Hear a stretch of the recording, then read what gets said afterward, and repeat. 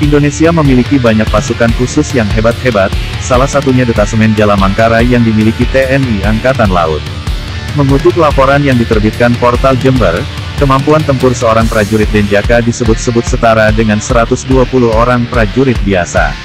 Oleh sebab itu untuk bisa masuk ke Denjaka, rekrutmennya tak sembarangan. Calon anggota Denjaka berasal dari Batalion Tempur AL, yakni Batalion Intai Amfibi, Yotaifib, dan Komando Pasukan Katak, Kopaska.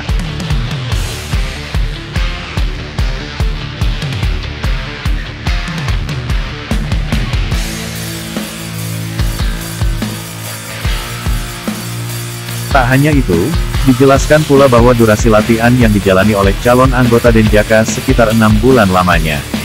Setelah mengikuti seleksi ketat, tidak banyak yang bisa melanjutkan pendidikan khusus di Denjaka. Biasanya, dari ratusan prajurit yang mengikuti seleksi, hanya 50-an prajurit saja yang diterima sebagai calon anggota Denjaka. Setelah lolos, mereka mengikuti serangkaian latihan berat yang disiapkan tim pelatih.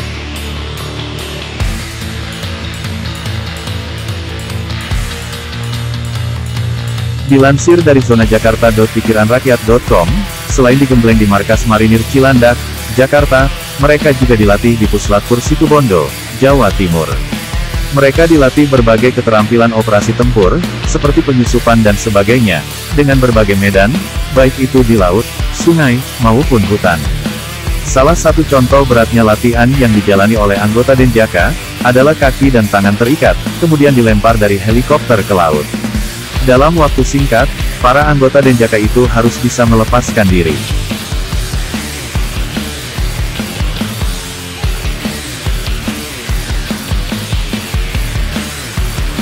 Kemudian, untuk melatih ketahanan diri, para anggota Denjaka juga melaksanakan latihan luar biasa di hutan angker Banyuwangi.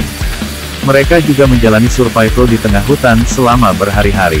Mereka dilepas di tengah hutan angker di Banyuwangi, yaitu di Alas Purwo. Mereka tidak dibekali apapun, kecuali bayonet dan garam. Tidak ada ransum, korek api, atau bahan bakar.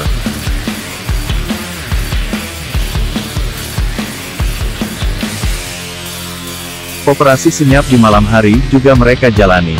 Mereka melakukan penerjunan dengan parasut dan harus mendarat tepat di sasaran tanpa diketahui musuh. Seorang prajurit Denjaka juga harus memiliki IQ tinggi. Sebab, mereka harus terlatih mengambil keputusan yang cepat dan tepat, di tengah tekanan operasi, baik individual maupun kelompok.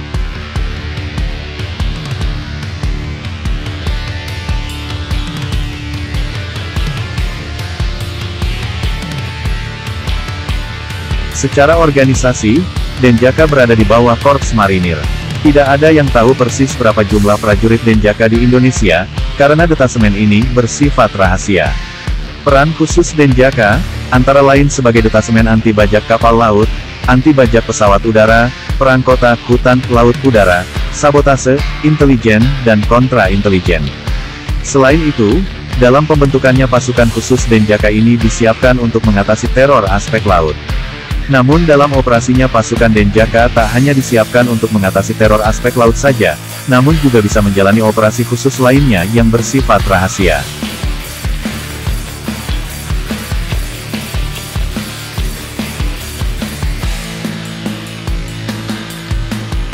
Karena tugasnya yang berat dan penuh kecakapan, calon personel pasukan khusus Denjaka dipilih melalui beberapa pasukan khusus dari Kopaska dan Yotaifib. Pemilihan calon prajurit pasukan khusus Denjaka melewati beberapa tahap seleksi yang melelahkan.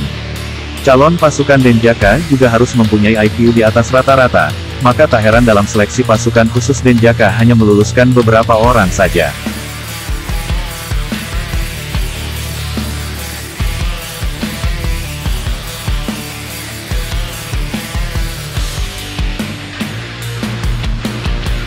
Seleksi calon pasukan khusus Denjaka sangat menuntut kemampuan fisik, mental, kecerdasan yang sangat mumpuni, maka tak heran jika sampai saat ini pasukan khusus Denjaka banyak mendapatkan pengakuan dari pasukan negara-negara sekutu.